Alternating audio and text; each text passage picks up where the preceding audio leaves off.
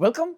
A couple of weeks ago, I did a bunch of new tests with swirlware, and this time with stoneware. I used different colors, natural colors of stoneware, and I took some light stoneware and I colored it with stains, and I did all these combinations.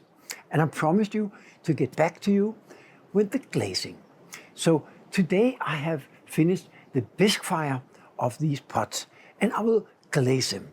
So let's first take a look in the kiln and see if they survived the bisque fire, because that is the first step. Because when you do combine different kinds of clay, it's a little more fragile, and sometimes it goes, sometimes not. I hope they survive.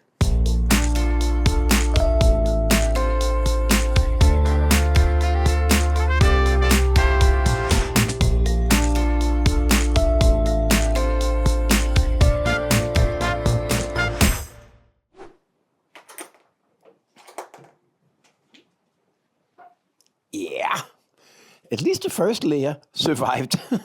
That's a good first step. This is the black clay that I combined with green colored light clay, and it looks fine. It does look a little more green now than has been fired.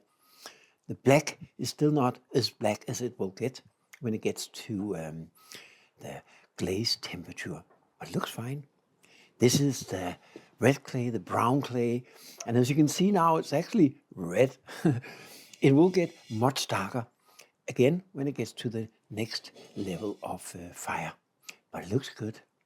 Interesting, it survived. And now for the second layer with all the vases, and this looks so good. It's interesting to see how the different colors of clays that I combine it with sticks out. This one I'm really interested in. This is where I put red clay inside, but the bottom didn't survive. So this one is definitely a fail, but it's still interesting to see how the cutouts worked. I may even use this anyway, just not for a vase. Take a look at this, how much stronger the contrast comes out even after this first bisque fire. And it will be even stronger when I glaze it. But I think it's really interesting. Also, the combination of the black clay and the white clay, I think this is with the porcelain, or maybe it's with the 209, can't remember, I have to look in my notes. But it also looks great now that it has been bisque fired. I'm looking forward to see how that will be when we glaze it. And this is one of the small ones where I used the red colored clay, and I think it comes out okay. Again, it'll be interesting to see how much stronger it will be when it's glazed. And look at this bowl, the red comes out even stronger, even at this stage. Not so much on the inside, but on the outside. And with the glazing, it should come out so much stronger. And again, the dark clay, it looks like a gray now, but it will actually turn almost black when we reach the glaze temperature. And if you put the glaze on, it will be shiny black. So I'm still not sure if I want to glaze it on the outside or just on the inside, but I think I may glaze the whole pot. It'll be interesting to see that in a couple of days. First step, as always, is to clean the pots. Because even though they look clean now, there's little particles of clay and dust. And if you don't get rid of that, the clay or the glaze won't stick, and you will get areas where the clay sort of crawl away, and it looks awful. So I have a bucket of water, and just use a cheap sponge, and I don't want to keep it too wet, because if the pot gets completely soaked in water now, it needs to dry before we can glaze, and I want to move on right away with glazing. So basically just a damp sponge and get rid of all that dust on the surface. Ideally, you would of course clean them both on the inside and the outside, but for a pot like this, it's not that easy. For the open forms, for the bowls, of course, you can and you should do that. But even if there's a little bit of crawling in here, you won't see it. So now this is ready for glazing. For the bowls, of course, it's equally important that you clean the inside, because you want a nice glaze sticking to every area of your pot. Funny enough, you can see when I wet it how much darker it gets, and that's the same or even more when we fire it. So that'll be interesting to see. For bowls like this, sometimes I use a wax to secure that the bottom of the bowl doesn't get glazed. But I think in this case it's so little that I need to clean it. This glaze doesn't run, so it's very easy to fix it. So I don't actually think I will use wax on these ones. I will glaze the inside of the foot, so that have to be cleaned as well. So now this is ready for glazing too. Lucky for me, all the pots have to be glazed with the same transparent glaze. And I have a big bucket of it here.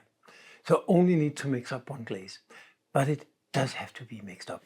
And this is a big bucket that the best way to do it is by hand.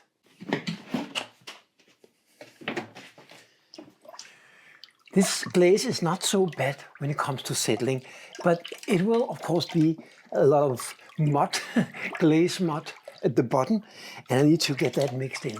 So basically I'm just using my hand as a mixer, and I know from experience that it should be okay. It's just going to take a few minutes. You can see already now it's starting to flow. The tricky part about glazing with transparent glaze, I think, for most of the transparent glazes that I used over time, is that it needs a very thin layer. If not, you can get these milky areas and it looks awful. So I just wanted to give it a very light glaze. So it's a very fast dip, out again, and that's it. And also a good thing about this glaze is that it's not really running at all. So even though I glaze all the way down to the foot, there's no risk that it will stick. I will, of course, clean the bottom and just like a millimeter or something off the top of the bottom, so that I'm sure it won't stick. But it's a very safe glaze to work.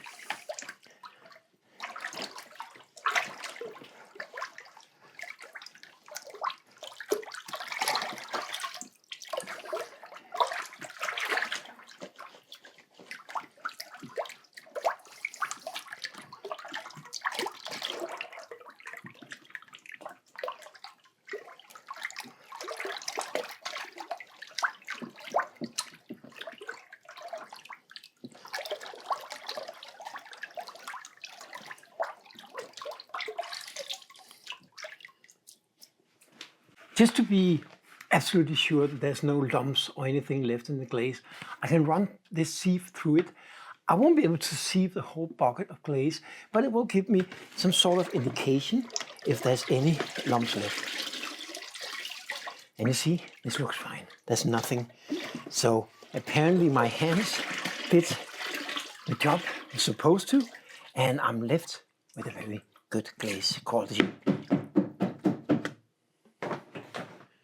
I'm going to start out with the vases because I'm going to put them in the bottom of the kiln. So I'm just going to start out with the inside, just going to pour that and pull it out really quickly.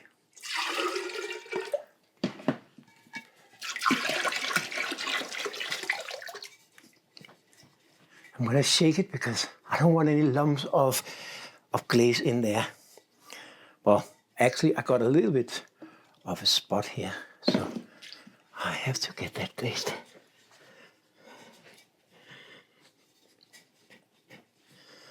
Yeah.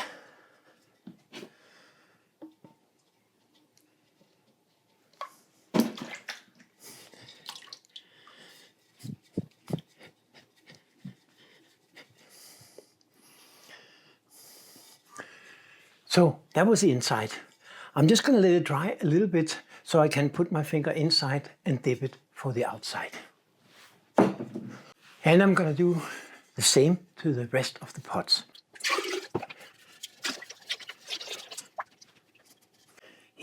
That looks perfect.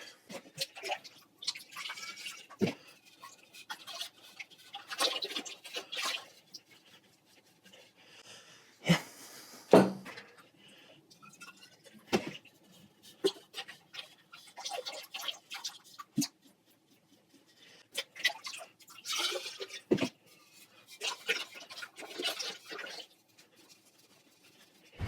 As you may noticed when I was pouring out the glaze, some of them got a little bit down the sides, very thin, not so much.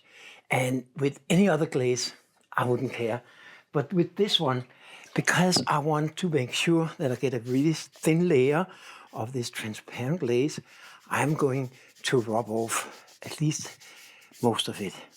Now there's a little bit of a shadow left. That is fine. I just don't want any lumps. I don't want any areas where the glaze might be thick. So I'm gonna go through all the pots. This one didn't get anything, so that's fine. But this one also got a little bit, so I'm just gonna rub that off to make sure that I don't get double layers of glaze and any lumps. I will also go over the pots once they're finished. I will wipe the bottom and I will make sure that there's no thick areas of glaze. So that should be it. This one ran a lot. So now we're ready to do the outside of the vases. To do the outside of the vases, I'm gonna hold my fingers inside and roll it into the glaze really quickly. Unfortunately, it's not deep enough for me to just give them a quick dip. So I will roll them and I hope that's gonna go okay.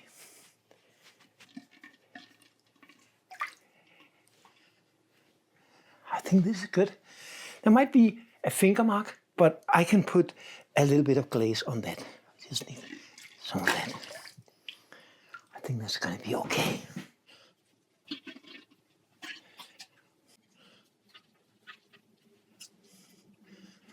So now I'll just let them dry and then I will clean them up. I will wipe the bottom clean and I will make sure that there's no thick areas of glaze. I may have to scrape some of it off. I may need to apply a little more with dipping, but I will make sure that we have an even and thin layer of transparent glaze.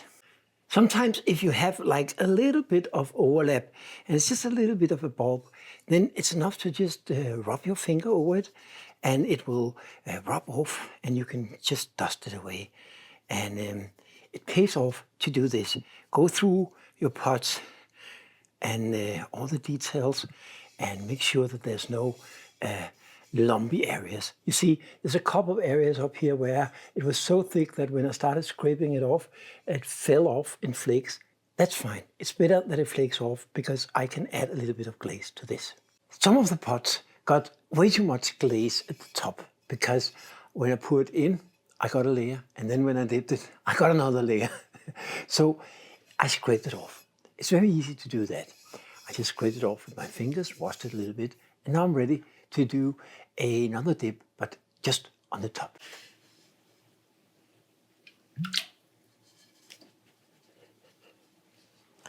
So here we go. Now it's nice and just one layer, ready for fire. Some of the other pots also had a little bit too much on the rim, so I scraped some of it off and now just needs to get a little bit extra here. So for that I'm just going to use my finger, dip it in the glaze and just dip it on. I don't use a brush because if I do that I'll just scrape it off again.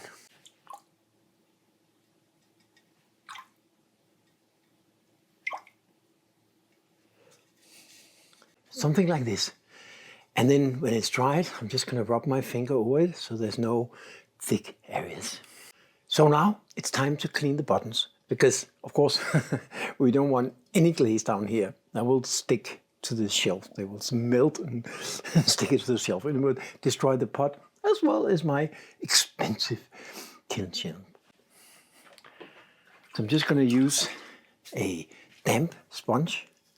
And as you see, it gets off really, really easy. You may need to dip it a couple of times, but it should be easy. And as I mentioned, this glaze doesn't run at all, especially not when it's a very thin layer. But I do take the sponge and just take it around the edge, so just like a fraction of a millimeter or something. I do want it to look like it's glazed all the way down, but I don't want anything to drip onto my kiln shelves. You want to make sure that the bottom is completely clean. Even one little drop of glaze could totally destroy your pot and your kiln shelves. So just be careful with this.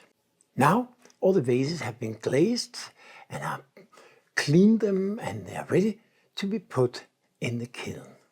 And when you do that, handle them with care because it is very fragile, that layer of glaze, because it's really just the liquid glaze, all the water evaporated, and now it's just dust sitting on the top of your pot. And even the lightest touch can scrape it off, and then you need to reglaze them. So be very careful when you move them around. I even decided to glaze this one because the carving that I did, I want to see how that comes out when it's glazed. But of course, from a usability point of view, it's not worth a lot, but it's a test, so I want to see how it turns out. So now I got all the vases in the first layer of my kiln, and I'm ready to put the next layer in with the bowls. But first, I need to glaze them. Glazing the bowls can be done in several ways. One way is to first glaze the inside and then dip the outside. That may work for some glazes, some bowls. You can always also use a tong like this, grab onto the bowl and just swirl it into the glaze in one go. And finally, you can hold onto the bowl, so like, let me show you here, with your fingers. If you just have 3 small points where you hold on to, of course those points are going to miss glaze, but that's very easy to add on. The tong works okay for bowls if they're not too heavy. But if they're too heavy, if they're too big, and you try and hold on with this, either you're going to drop it or you have to squeeze so much that you squeeze through the wall of the bowl. I've done that a few times. If you make very thin, nice, delicate bowls, but they're big, and then you squeeze too much, and then you go through. That's terrible at that stage, and you get all that into your glaze. You need to filter it out. So with the smaller ones, I think I'm going to go with the tong. When you use this, first of all, of course, it's important to get a good grip. I usually want a grip down here because usually there's a little more clay at the bottom, and so it's a little less fragile. And you want to make sure that you have a good grip and test it before you put it in. And then the trick here is that you want to have the bowl in the glaze almost the same amount of seconds for the entire bowl. So if you dip it down this way and take it out, it will have much more time on this side than on the other. So you want to do sort of a swirl all the way through. That way you should end up with something that is almost similar. So let's try that.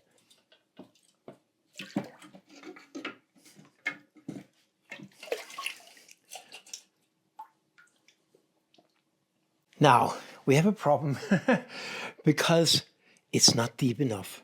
So I have some extras that I need to glaze. But first I will let this dry and then we take that step. So even for my smaller bowls, it appears that I don't have enough glaze in this bucket. I should soon make some more, but that's how it is. So instead, I will try and first glaze it on the inside, put this in, swirl it around and pull it out again.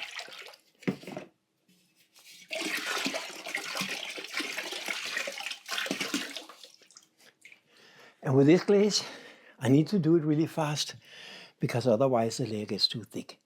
But I think this looks good. After it dries, I will do the outside.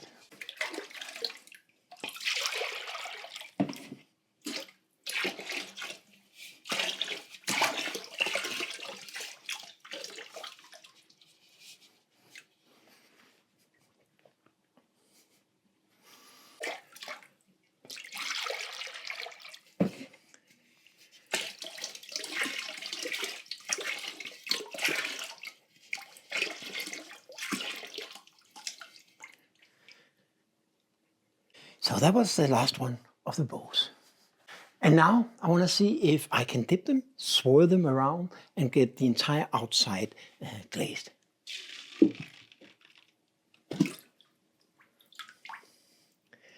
Unfortunately, not. I may need to wash this off because it's not deep enough. And I want to pour it over instead. So you see on some of these, when I poured it out, there was quite a lot of glaze on the outside. And again, I don't want too much of a glaze layer. So I'm just going to roughly wash off some of this.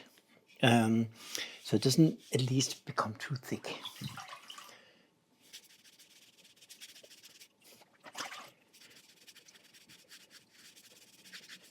So now it's clean on the outside and it's ready to pour over.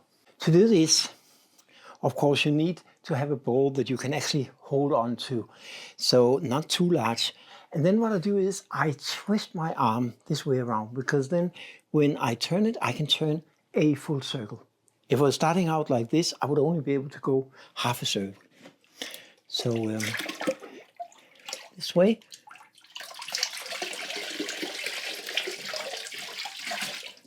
I can go a full circle, and as you see, it actually looks pretty good. And I think I'm going to do the same thing on the rest of the bowls. This one I already cleaned on the outside, so I'm ready to do my little magic here.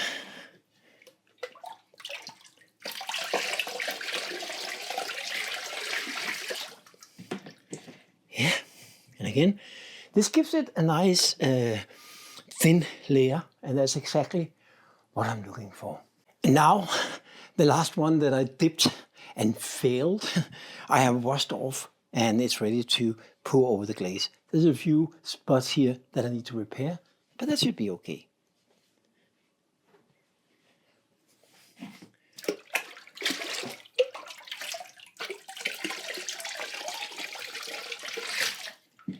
Now see, this looks much better.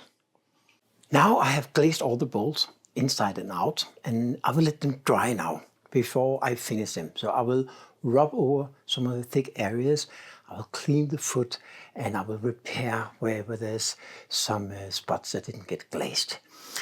But I will let them dry. I have a lunch meeting with a good friend, so I'll go and do that, and then when I get back, they're completely dry and ready for the final treatment. Now I'm back again. I had a good lunch, and I'm ready to finish up the bowls. So basically, I'm going to do the same as I did with the vases. I'm going to rub over. You can probably see here, there's a little bit of dripping here. But if I rub it, it will kind of even out. And I'm going to take some of the tops away. And it will be more of an even layer and not any areas that are too thick. So I'm just going to go over that with all the bowls. And after that, I'm going to finish the foot. Sometimes it's difficult to see. I mean, this looks perfect, but then when I take my hand, I can feel there's a little lumpy areas, and just by rubbing your hand over it, you can even out that and just make a more perfect glazing. And these ones, there's a little bit of flaking off here, so I'm just going to repair that. Just going to dip a little bit of glaze there. This one looks fine. So now I'm ready to do the feet, or the foot, on each of the bowls. So I'm just gonna clean the foot on each of the bowls. And of course, primarily getting the glaze off the bottom where it's gonna stand, because otherwise, of course, it's gonna glue to my kiln shelves. And I don't want that. But also I'm gonna remove any leftover glaze in the middle. You could glaze the inside of the foot. It's not standing on that, but in this case, I'm not going to do it. It's a design choice, but it's going to be nice and beautiful black as well, even without the glaze. So I think I'm going to go without. I'm also going to clean the entire side of the foot. So that's going to be a little bit of a contrast to the glazed side of the bowl, because it's going to be two different variations of black. The glaze itself will fire more black than it is now when it goes to glaze temperature, but they will look different than where we have the glaze. So there will be a little bit of a contrast there. I think that will probably look nice. I hope. And whenever you do this final step, you have to be very careful on how you handle the bowl, because if you pressure it too much or something, you can easily chip off a little bit of glaze. Now, if that happens, it's okay. You can still do a final repair before you put it in the kiln, but just make sure that you actually check that. This one is the one I dipped, so I have a lot more glaze down here. So I may want to scrape that off to begin with. That's going to be easier. And I will put this back into the bucket of glaze. And same thing here with the foot, because there was so much glaze here. I'll put that back. It can be a little bit tricky to get the glazes out of the corner. I use my fingernails, or you could use a metal rib like this and scrape it off. That can also make it easy. Now, this looks good too. So now all the bowls have been glazed, and I fixed the little glazing errors, and I cleaned the bottom, and they're ready to be put into the kiln. So now all my bowls have been loaded into the kiln, and here's a good little trick. Because you see, I raised this with a block of firestone, and that's because if you look at the diameters of these bowls, they don't actually fit all of them in there. But by raising it, it certainly does. And as at the top shelf, there was enough room to do that. So I just made room for all the bowls. So now it's time to fire. Wish me luck.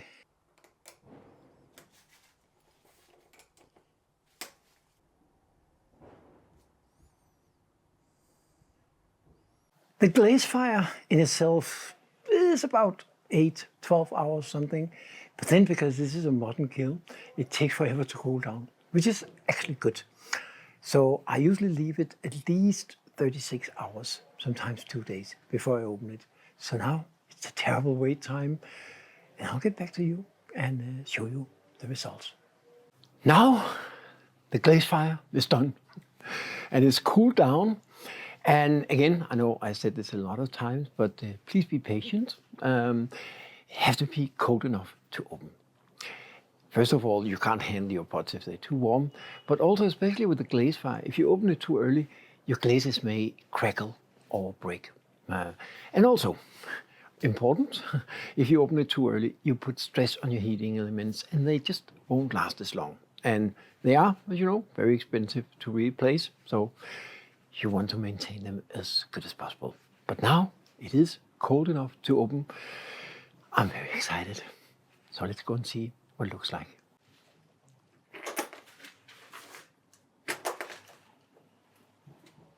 Ah, that looks not too bad. Nothing broke. That's sort of the first step.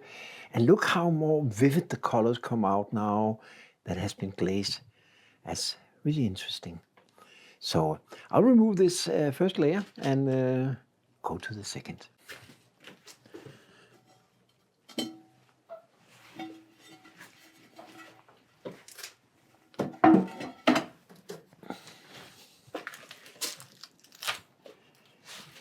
See, this actually got a crack all the way down one side, and I'm not actually sure why, because it is very consistent thrown, and well, I'll have to take a closer look because it's broken.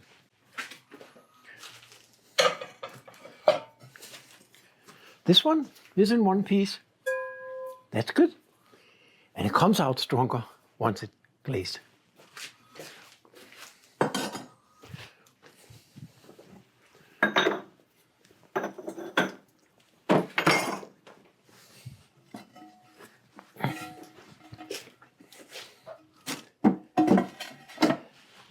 And now, the final layer, the vases. This looks really interesting. It's difficult to see here, of course, so I will take out the pots, go inside, and then have a short chat about the results. So now I'm inside, and I had a bit of time to look at the results. And to begin with, let me just say that I'm not entirely happy. There's a few reasons for that, but I'll get back to the details. But at this point, I just want to remind you about an important thing that a more experienced, older potter told me once. And when you get your pots out of the kiln and you're not happy about it, as I'm not totally about now, first of all, of course, you should look at why. Is it because there's some damage? You know, did they break apart? And then you may want to look at why they did that. But if it's just because you don't like how they look, don't give up right away. Don't throw them away.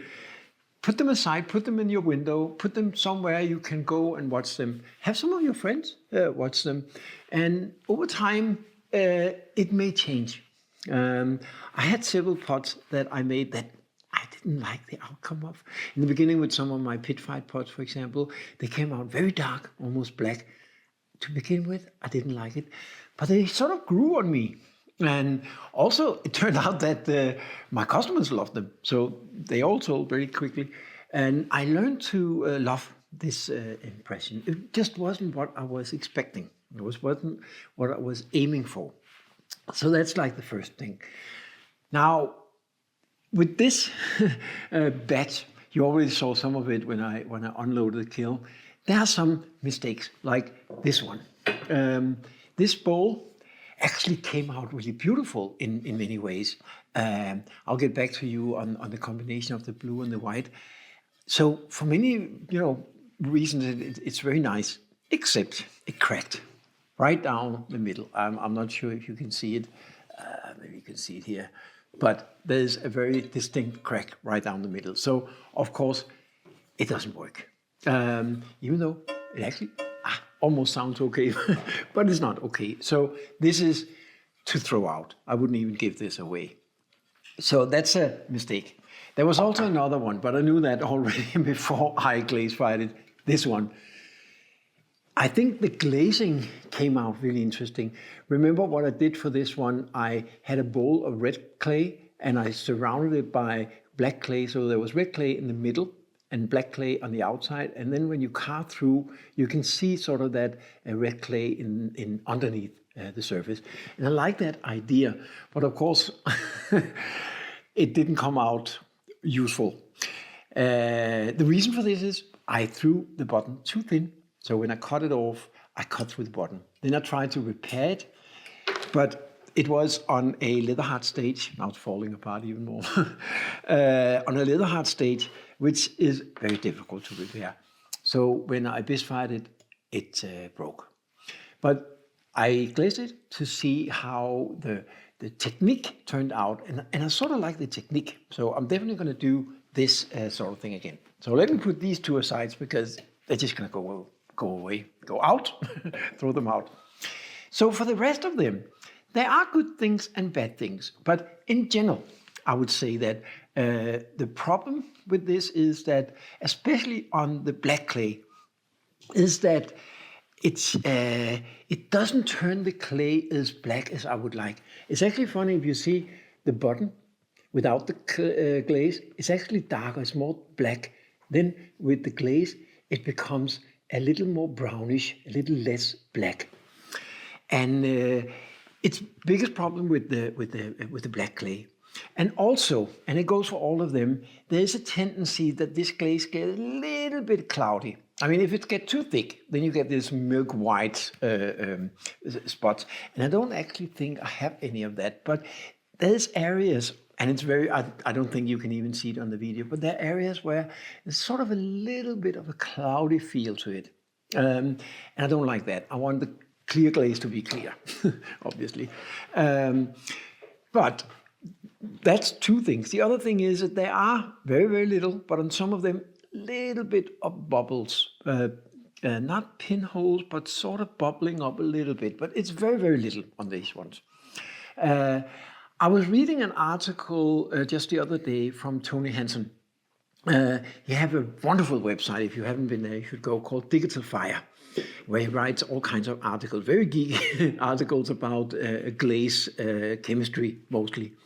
And he was mentioning that with black clay and some darker clays, they do release gases when you fire them. And with the glaze on top of it, it does tend to create more little pinholes and bubbles. And one way apparently to avoid that, I haven't tried it yet, is to add a little bit of red iron oxide to your clear glaze. And now you may think, then it won't be clear. True, it will have sort of an amber tone to it, but it should get the clear glaze darker on dark clay, and it will help release those gases in a way that doesn't create bubbles in your glazing. I'm definitely going to try that. And I also want to try some other recipes for clear glaze on my black clay. Now, on the brown clay, it turned out exactly as I was expecting. You see, it is much darker than when we bisque fired it, and with the glaze, it gets this wonderful, almost like from the 50s or something, old-fashioned ceramics, dark brown, and I think that actually works well. I mean, it's not black, it's not supposed to be black, but it's a dark brown, and it comes out beautiful, I think, with the colored clay, and also with the white clay.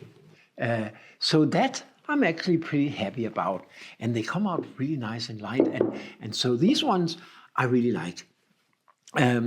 This is, of course, with the white clay, and this is where I used the green, the Victorian green stains on the white clay. So that works out great. And it's funny enough because this one, the black one, looks almost brown, but look at this one. It's more black. It's the same clay. It's the same glaze, but there's a difference. And at this point, I'm not actually 100% sure. I will investigate this more, but this is one of the mysteries of glazing.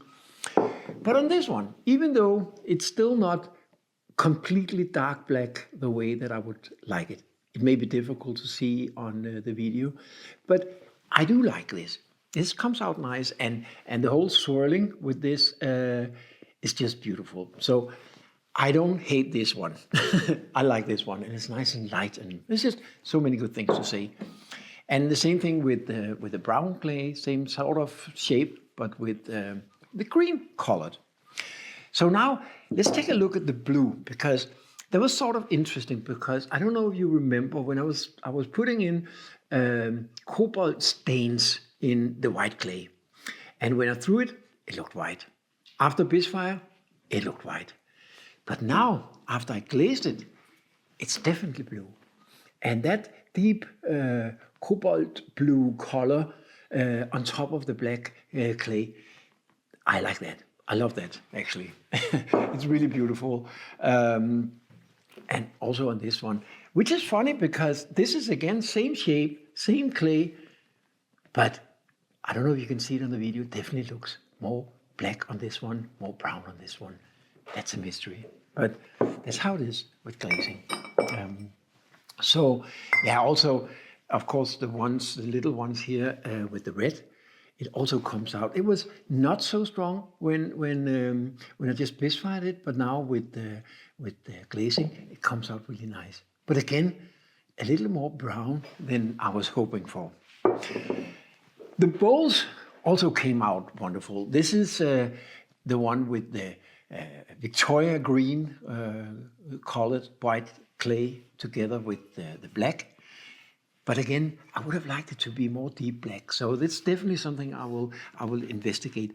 Maybe I will try with a satin or matte or semi-matte glaze instead of the glossy. Maybe it will turn it more black. I don't know for sure. I'll try out different things. I also like the red bowl. Remember this one? I mean, those stripes are wonderful. There's not so much on the inside, but on the outside. And for some weird reason, it doesn't bother me. It doesn't bother me as much that this is not completely black, but more of a brownish dark brown, even though it's on the black clay. But this one, I like. And, oh yeah, I forgot. This is also sort of a semi-mistake, because for this one, I did get a little bit too much glaze. So I have little more tiny pinholes. It doesn't go all the way through to the clay. So I wouldn't call it completely a failure, but it just doesn't look the way that I would like it to. And also, I don't think that the stripes, even though I did make some of the blue, the combination of the blue and the white does look nice. It's just, there should have been more color on this. So this one, I'm probably not going to keep. And then I made this one with the brown and the white clay. It's very graphic. And I'm not sure. This is a good example of something that right now, I don't like it. But I will put it somewhere. I will look at it. I will have some of my friends and potential clients look at it.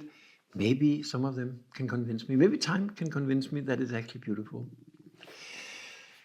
Anyhow, this is all I got. There was quite a lot of pots in this experiment, and it was an experiment.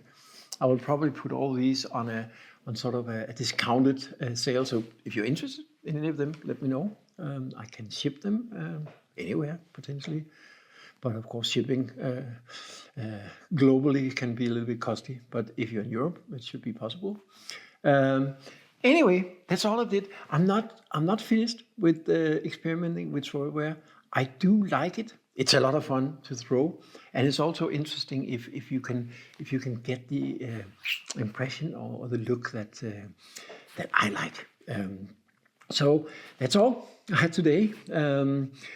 I will have a new video coming up next Sunday, 5 p.m. Central European Time. So on Sundays you can enjoy the European Pottery Throwdown show as well as my channel, if you like. I hope you enjoyed it, and if you did, please subscribe, share, write a comment. I love your comments, good or bad, anything, and maybe you have some good ideas for what else to do.